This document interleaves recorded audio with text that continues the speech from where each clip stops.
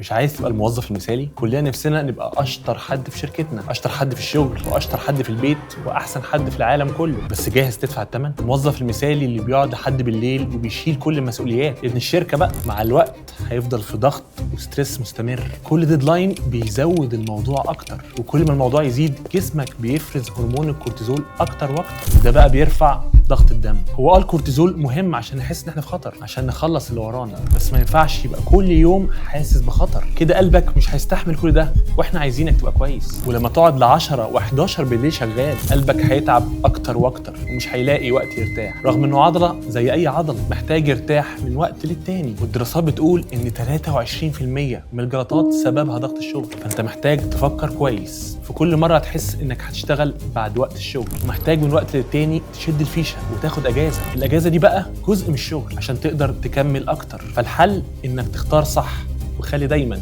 قلبك دليلك.